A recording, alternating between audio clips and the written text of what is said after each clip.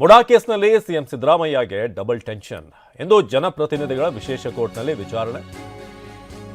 ಮುಡಾ ಕೇಸ್ನಲ್ಲಿ ಮುಖ್ಯಮಂತ್ರಿ ಸಿದ್ದರಾಮಯ್ಯಗೆ double tension. ಒಂದ್ ಕಡೆ ಜನಪ್ರತಿನಿಧಿಗಳ ವಿಶೇಷ ಕೋರ್ಟ್ನಲ್ಲಿ ವಿಚಾರಣೆ, ಸ್ನೇಹಮಯಿ ಕೃಷ್ಣ ಸಲ್ಲಿಸಿರುವಂತಹ ಖಾಸಗಿ ದೂರಿನ ವಿಚಾರಣೆ. ಅಂತಿಮ ವರದಿ ಸಲ್ಲಿಸುವಂತೆ ಗಡುವು ನೀಡಿರುವಂತಹ ಕೋರ್ಟ್ ಒಂದು ಅಂತಿಮ ವರದಿಯನ್ನ ಸಲ್ಲಿಸಬೇಕಾಗಿದೆ.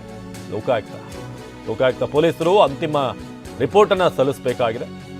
ಸಿದ್ದರಾಮಯ್ಯ ಹಾಗೂ ಅವರ ಪತ್ನಿ ಕೇಸ್ನಲ್ಲಿ ಬಿ ರಿಪೋರ್ಟ್ ಸಲ್ಲಿಕೆ ಹಿನ್ನೆಲೆ ಬಿ ರಿಪೋರ್ಟ್ ಅನ್ನ ಪ್ರಶ್ನೆ ಮಾಡಿ ಅರ್ಜಿ ಸಂಬಂಧವೂ ಕೂಡ ಎಂದು ಆದೇಶ ಬರುವಂತಹ ಸಾಧ್ಯತೆ ಇದೆ. ಬಿ ರಿಪೋರ್ಟ್ ತಿರಸ್ಕಾರ ಆದ್ರೆ ಸಿಎಂ ಸಿದ್ದರಾಮಯ್ಯನವರಿಗೆ ಸಂಕಷ್ಟ ಎದುರಾಗುತ್ತೆ. ಬಿ ರಿಪೋರ್ಟ್ ಹೇಗೆ ಕೊಟ್ಟರು ಅನ್ನೋದ್ರ ಬಗ್ಗೆ ಅರ್ಜಿಯನ್ನು ಸಲ್ಲಿಸಲಾಗಿದೆ. ಅಂತಿಮ ವರದಿಯನ್ನು ಸಲ್ಲಿಸುವಂತೆ ಲೋಕಾಯುಕ್ತ ಪೊಲೀಸರಿಗೆ ಕೋರ್ಟ್ ಹೇಳಿತ್ತು.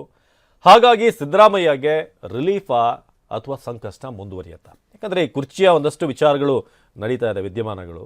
ಈ ನಡುವೆ ಏನಾದರೂ ಮುಡಾದಲ್ಲಿ ಲಾಕ್ ಆದರೆ ಅದು ಮತ್ತೊಂದು ರೀತಿ ನೆಗೆಟಿವ್ ಇಂಪ್ಯಾಕ್ಟನ್ನು ಬೀರಬಹುದು ಅವರ ರಾಜಕೀಯ ಹಾದಿಗೆನೆ. ಸೊ ಬಿ ರಿಪೋರ್ಟ್ ಅರ್ಜಿ ಸಂಬಂಧವೂ ಕೂಡ ಇವತ್ತು ಆದೇಶ ಬರುವಂಥ ಸಾಧ್ಯತೆ ಇದೆ. ಸೊ ಅಂತಿಮ ವರದಿ ಏನಿದೆ ಅದನ್ನು ಸಲ್ಲಿಸಬೇಕಾಗಿರುವಂಥ ಲೋಕಾಯುಕ್ತ ಪೊಲೀಸರು. ಸೊ ಸಿಎಂಗೆ ಮುಡಾ ಟೆನ್ಷನ್ ಶುರುವಾಗಿದೆ. ಈಗ ಬಿ ರಿಪೋರ್ಟ್ ತಿರಸ್ಕರಿಸಿದ್ರೆ ಸಿದ್ದರಾಮಯ್ಯಗೆ ಸಂಕಷ್ಟ ಎದುರಾಗುತ್ತೆ.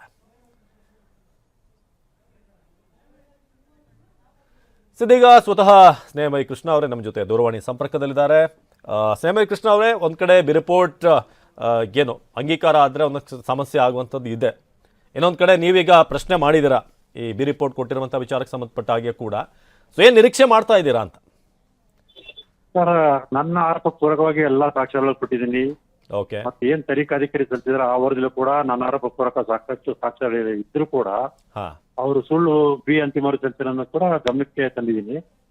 ಇವೆಲ್ಲ ಪರಿಗಣಿಸಿ ಮಾನ್ಯ ನ್ಯಾಯಾಲಯ ಏನು ಲೋಕಾಯುಕ್ತ ಅಧಿಕಾರಿಗಳು ಬಿ ರಿಪೋರ್ಟ್ ಸಲ್ಲಿಸಿದ್ರೆ ಅದನ್ನ ತಿರಸ್ಕಾರ ಮಾಡಿ ನನ್ನ ಮಾಡಿರೋ ಆರೋಪನ ಸಾಬೀತುಪಡಿಸಕ್ಕೆ ನಂಗೆ ಅವಕಾಶ ಮಾಡಿಕೊಡ್ತಾರೆ ಅನ್ನೋ ವಿಶ್ವಾಸ ಸಂಪೂರ್ಣವಾಗಿ. ನೀವು ಇನ್ನೊಂದು ಹಂತದ ತನಿಖೆ ಬೇಕು ಅಂತ ಹೇಳಿದ್ರಿ. ಆರಂಭದಿಂದಲೂ ಕೂಡ ತನಿಖೆ ಆಗಬೇಕಾಗಿರೋದು ಇಲ್ಲಿ ರಾಜ್ಯದ ಮಟ್ಟದಲ್ಲ, ಒಂದು ಉನ್ನತ ಮಟ್ಟದ ತನಿಖೆ ಆಗಬೇಕು ಅಂತ. ಇದಕ್ಕೆ ಸಂಬಂಧಪಟ್ಟಾಗ ಇನ್ನೂ ಕೂಡ ಅದೇ ಸ್ಟ್ಯಾಂಡ್ ನಲ್ಲಿ ಇದ್ದೀರಾ? ಇದನ್ನ ಕೋರ್ಟ್ ಪರಿಗಣಿಸ್ತಾ ಇದೆಯಾ ಹೇಗೆ? ಅಲ್ಲಿ ಸಾವಿರಾರು ನಿವೇಶನ ಅಕ್ರಮ ಆಗಿರೋದ್ರಿಂದ ಸಿಬಿಐ ಸಮಗ್ರ ತನಿಖೆ ನಡೆಸಬೇಕು ಅಂತ ಹೇಳಿ ಏನು ಹೈಕೋರ್ಟ್ ಅಲ್ಲಿ ಇನ್ನು ವಿಚಾರಣೆ ನಡೀತಾ ಇದೆ. ಓಕೆ.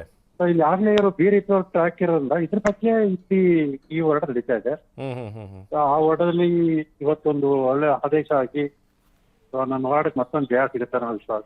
ಅಲ್ಲ, ಬಿ ರಿಪೋರ್ಟ್ ನಲ್ಲಿ ಯಾವ ಅಂಶಗಳನ್ನು ನೀವು ಒಪ್ತಾ ಇಲ್ಲ ಅಂತ ಬಿ ರಿಪೋರ್ಟ್ ಕೊಟ್ಟಿರೋದ್ರಲ್ಲಿ ಯಾವ್ದನ್ನ ನಿಮ್ಮ ತಕರಾರು ಯಾವ್ದ್ರಲ್ಲಿ ಇದೆ?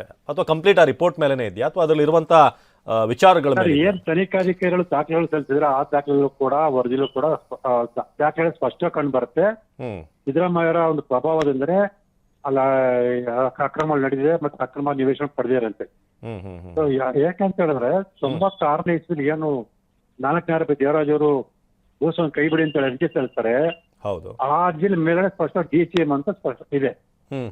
ಆಗ DCM ಆಗಿದ್ದಾರೆ ಅವರು, ಇದೇ ಸಿದ್ದರಾಮಯ್ಯ.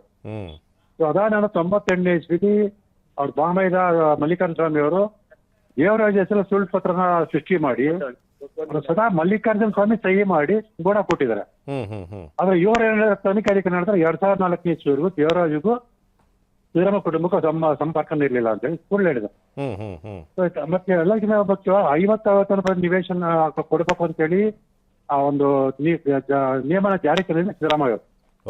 ಆ ಒಂದು ಇದಕ್ಕೆ ಸಿದ್ದರಾಮಯ್ಯ ಸಹಿ ಮಾಡಿರೋದು. ಅದಾದ ನಂತರ ಮೊದಲನೇ ಅವ್ರ ಹೆಂಡತಿಗೆ 55 ನಿವೇಶನ ಬಂದರು. ಈ ತರ ಸಿದ್ದರಾಮಯ್ಯ ಏನು ಆರೋಪ ಇದೆ ಅದಕ್ಕೆ ಸಂಬಂಧಪಟ್ಟಾಗೆ ಸಾಕಷ್ಟು ಸಾಕ್ಷ್ಯಗಳಿದ್ರು ಕೂಡ ತನಿಖಾಧಿಕಾರಿಗಳು ಸುಳ್ಳು ಬಿ ಅಂತಿಮ ವರದಿ ಸಲ್ಲಿಸಿರೋದನ್ನ ನಾನು ಸ್ಪಷ್ಟ ಗಮನಕ್ಕೆ ತಂದಿದ್ದೀನಿ. ಮಾನ್ಯ ನ್ಯಾಯಾಲಯ ಪರಿಗಣಿಸುತ್ತೆ ಅಂತ ಹೇಳಿ ಈಗ ಅಂತಿಮ ರಿಪೋರ್ಟ್ ಅನ್ನ ಕೊಡಬೇಕು ಅಂತ ಕೋರ್ಟ್ ಕೂಡ ಈಗ ಡೆಡ್ ಲೈನ್ ಅನ್ನು ಕೊಟ್ಟಿತ್ತು. ಸೊ ಬಿ ರಿಪೋರ್ಟ್ ಅಲ್ದಿರುವಂತ ಅಥವಾ ಬೇರೆ ರೀತಿಯಾದಂಥ ರಿಪೋರ್ಟ್ ಅನ್ನ ನೀವು ಹೊಸದಾಗಿ ನಿರೀಕ್ಷೆ ಮಾಡ್ತಾ ಇದ್ರೆ ಅಥವಾ ಮತ್ತೆ ಅದನ್ನೇ ಸಬ್ಮಿಟ್ ಮಾಡ್ತಾರೆ ಹೇಗೆ ಅಂತ? ಅವ್ರೆ ಈಗ ಸಾವಿರಾರು ನಿವೇಶನ ಸಂಬಂಧಪಟ್ಟಾಗೆ ಹಲವಾರು ಆರೋಪಗಳ ವಿರುದ್ಧ ಆರೋಪ ಇರೋದ್ರಿಂದ ಅವ್ರಿಗೆ ಸಂಬಂಧಪಟ್ಟಾಗ ಅವರು ವರದಿ ಸಲ್ಲಿಸೋದೇ ಹೊರತು ಈಗ ಏನ್ ಈಗಾಗಲೇ 4ನೇ ಆರೋಪಗಳಿಗೆ ಸಂಬಂಧಪಟ್ಟ ವರದಿ ಸಲ್ಲಿಸಿದ್ರೆ ಅದಕ್ಕೆ ಪೂರಕವಾಗಿ ಇವ್ರು ಯಾವ್ದು ವರದಿ ಸಲ್ಲಿಸಲ್ಲ ಅಂತ ನನಗೆ ಅನ್ಸಿತ್ತು. ಓಕೆ ಓಕೆ ಓಕೆ ಓಕೆ ಧನ್ಯವಾದ ಸ್ನೇಹಮಯ ಕೃಷ್ಣ ಅವರೇ TV9 ಜೊತೆ ಮಾತನಾಡಿದ್ದಕ್ಕೆ. ಈಗ ನಮ್ಮ ಮೈಸೂರಿನ ಪ್ರತಿನಿಧಿ ರಾಮ್ ಸಂಪರ್ಕದಲ್ಲಿ ಜಾಯ್ನ್ ಆಗಿದ್ದಾರೆ, ನೇರ ಸಂಪರ್ಕದಲ್ಲಿ.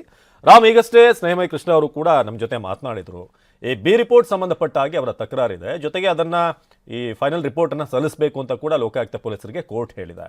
ಸೊ ಇವತ್ತೇನೇ ನಿರೀಕ್ಷೆ ಮಾಡ್ಬೋದು? ಜೊತೆಗೆ ಒಂದಷ್ಟು ವಿಚಾರದ ಬಗ್ಗೆ, ಡಾಕ್ಯುಮೆಂಟ್ಗಳ ಬಗ್ಗೆ ಮಾತನಾಡಿದರು ಸ್ನೇಹಮಯ ಕೃಷ್ಣ ಅವರು ಕೂಡ. ಸೊ ಇವತ್ತೇ ಕೋರ್ಟ್ ಇದನ್ನು ಅಂಗೀಕರಿಸಿದ್ರೆ ಏನು, ಇಲ್ಲದೆ ಹೋದರೆ ಏನು, ವಾಟ್ ನೆಕ್ಸ್ಟ್ ಅಂತ?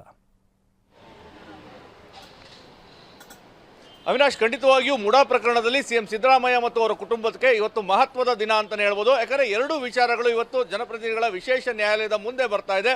ಒಂದು, ಲೋಕಾಯುಕ್ತದವರಿಗೆ ಈಗಾಗಲೇ ಏನು ಅವರು ವರದಿಯನ್ನು ಸಲ್ಲಿಸಿದ್ರು, ಸಂಪೂರ್ಣವಾದಂತಹ ವರದಿಯನ್ನು ಸಲ್ಲಿಸಲಿಕ್ಕೆ ಗಡುವನ್ನು ಇವತ್ತು ನೀಡಿದರು. ಹೀಗಾಗಿ ಮುಡಾ ಪ್ರಕರಣಕ್ಕೆ ಸಂಬಂಧಪಟ್ಟಂತೆ ಏನೆಲ್ಲ ಅಕ್ರಮಗಳಾಗಿದೆ, ಏನೆಲ್ಲ ವಿಚಾರಗಳಿದೆ, ಇದರ ಸಂಪೂರ್ಣವಾದಂತಹ ಒಂದು ವರದಿಯನ್ನು ಲೋಕಾಯುಕ್ತದವರು ಜನಪ್ರತಿನಿಧಿಗಳ ವಿಶೇಷ ನ್ಯಾಯಾಲಯಕ್ಕೆ ಇವತ್ತು ಸಲ್ಲಿಸಬೇಕಾಗ್ತದೆ. ಮತ್ತೊಂದು ಮಹತ್ವದ ವಿಚಾರ ಅಂತ ಹೇಳಿದ್ರೆ, ಈಗಾಗಲೇ ಸಿದ್ದರಾಮಯ್ಯ ಮತ್ತು ಅವರ ಕುಟುಂಬಕ್ಕೆ ಬಿ ರಿಪೋರ್ಟ್ ಅನ್ನು ಏನು ಲೋಕಾಯುಕ್ತದವರು ನೀಡಿ ವರದಿಯನ್ನು ಸಲ್ಲಿಸಿದ್ರು, ಅದನ್ನು ಪ್ರಶ್ನಿಸಿ ದೂರುದಾರ ಸ್ನೇಹಮಯಿ ಕೃಷ್ಣ ಖಾಸಗಿ ದೂರನ್ನು ಸಲ್ಲಿಸಿದ್ರು. ಅದರ ವಿಚಾರಣೆ ಈಗ ಪೂರ್ಣಗೊಂಡಿದೆ. ಇವತ್ತು ಆದೇಶ ಬರುವಂತಹ ಸಾಧ್ಯತೆ ಇದೆ. ಈ ಹಿನ್ನೆಲೆಯಲ್ಲಿ ಇವತ್ತು ಬರುವಂತಹ ಆದೇಶ ಸಾಕಷ್ಟು ಮಹತ್ವವನ್ನು ಪಡ್ಕೊಳ್ತದೆ. ಈಗಾಗಲೇ ದೂರುದಾರ ಸ್ನೇಹಮಯಿ ಕೃಷ್ಣ ಸಾಮಾಜಿಕ ಜಾಲತಾಣದಲ್ಲಿ ಒಂದು ಪೋಸ್ಟ್ ಸಹ ಹಾಕಿದ್ದಾರೆ. ಅಂದ್ರೆ ಇನ್ನೇನು ಕೆಲವೇ ಗಂಟೆಗಳಲ್ಲಿ ಬರುವಂತಹ ತೀರ್ಪು ರಾಜ್ಯ ರಾಜಕಾರಣದಲ್ಲಿ ಬದಲಾವಣೆ ಅಂತ ತರ್ಬೋದಾ ಅನ್ನೋ ಒಂದು ಪ್ರಶ್ನೆಯನ್ನು ಸಹ ಅವರು ಕೇಳಿದ್ದಾರೆ. ಅವರ ಪ್ರಶ್ನೆಯ ಮಾರ್ಮಿಕ ಇಷ್ಟೇನೆ, ಇವತ್ತು ಒಂದು ವೇಳೆ ಲೋಕಾಯುಕ್ತದ ವರದಿಯನ್ನ ಸಲ್ಲಿಸ್ತಾರೆ, ಮತ್ತೆ ಬಿ ರಿಪೋರ್ಟ್ನ ಆದೇಶ ಬರ್ತದೆ, ಜನಪ್ರತಿನಿಧಿಗಳ ವಿಶೇಷ ನ್ಯಾಯಾಲಯ ಏನಾದರೂ ಈ ಮುಡಾ ಪ್ರಕರಣಕ್ಕೆ ಸಂಬಂಧಪಟ್ಟಂತೆ ಸಿಎಂ ಸಿದ್ದರಾಮಯ್ಯ ಮತ್ತು ಅವರ ಕುಟುಂಬದ ವಿರುದ್ಧ ಏನು ಆರೋಪ ಇದೆ, 14 ನಿವೇಶನಗಳನ್ನು ಅಕ್ರಮವಾಗಿ ಪಡ್ಕೊಂಡಿದ್ದಾರೆ ಅಂತೇಳಿ, ಇದರ ಬಗ್ಗೆ ತನಿಖೆಯನ್ನು ನಡೆಸಿ ಅಂತೇಳಿ ಒಂದು ವೇಳೆ ಆದೇಶವನ್ನು ನೀಡಿದರೆ ಸಿಎಂ ಸಿದ್ದರಾಮಯ್ಯ ವಿರುದ್ಧ ಲೋಕಾಯುಕ್ತ ತನಿಖೆಯನ್ನು ನಡೆಸಬೇಕಾಗ್ತದೆ. ಸಿಎಂ ಸಿದ್ದರಾಮಯ್ಯ ಅವರೇ ಸಿಎಂ ಆಗಿರುವ ವೇಳೆ ತನಿಖೆಯನ್ನು ನಡೆಸೋದು ಹೇಗೆ, ಈ ವಿಚಾರವಾಗಿ ರಾಜ್ಯ ರಾಜಕಾರಣದಲ್ಲಿ ಬದಲಾವಣೆ ಆಗ್ತಾ ಒಂದು ಪ್ರಶ್ನೆಯನ್ನ ಸ್ನೇಹಮಯಿ ಕೃಷ್ಣ ಅವರು ಕೇಳಿದ್ದಾರೆ. ಒಂದು ವೇಳೆ ಆ ಒಂದು ಏನು ಸ್ನೇಹಮಯಿ ಕೃಷ್ಣ ಸಲ್ಲಿಸಿರುವಂತಹ ಅರ್ಜಿಯನ್ನ ವಜಾ ಮಾಡಿದ್ರೆ, ಅಂದ್ರೆ ಬಿ ರಿಪೋರ್ಟ್ ಅನ್ನು ಅಕ್ಸೆಪ್ಟ್ ಮಾಡಿದ್ರೆ ಸಿದ್ದರಾಮಯ್ಯ ಅವರಿಗೆ ಒಂದು ಬಿಗ್ ರಿಲೀಫ್ ಸಿಗುತ್ತೆ ಅಂತ ಹೇಳ್ಬೋದು. ಮತ್ತೆ ಅವರ ಕುಟುಂಬಕ್ಕೂ ಸಹ ಇದರಿಂದ ಬಿಗ್ ರಿಲೀಫ್ ಸಿಗ್ತದೆ. ಹೀಗಾಗಿ ಈ ಒಂದು ವಿಚಾರ ಸಾಕಷ್ಟು ಮಹತ್ವವನ್ನು ಪಡ್ಕೊಂಡಿದೆ. ಸ್ನೇಹಮಯಿ ಕೃಷ್ಣ ಸಹ ಬೆಂಗಳೂರಿಗೆ ತೆರಳಿದ್ದಾರೆ. ಯಾಕಂದ್ರೆ ಇವತ್ತು ಒಂದು ನಿರ್ಣಾಯಕ ದಿನ ಆಗಿರೋದ್ರಿಂದಾಗಿ ಪ್ರಮುಖವಾಗಿ ಈ ಒಂದು ಪ್ರಕರಣದಲ್ಲಿ ಸಿಎಂ ಸಿದ್ದರಾಮಯ್ಯ ಮತ್ತು ಅವರ ಕುಟುಂಬಕ್ಕೆ ಸಂಕಷ್ಟ ಎದುರಾಗುತ್ತಾ ಇಲ್ವಾ ಅನ್ನೋ ಒಂದು ಪ್ರಶ್ನೆಗೆ ಜನಪ್ರತಿನಿಧಿಗಳ ವಿಶೇಷ ನ್ಯಾಯಾಲಯ ನೀಡುವಂತಹ ತೀರ್ಪು ಉತ್ತರವನ್ನ ನೀಡಲಿದೆ. ಅವಿನಾಶ್, ಧನ್ಯವಾದ ರಾಮ್.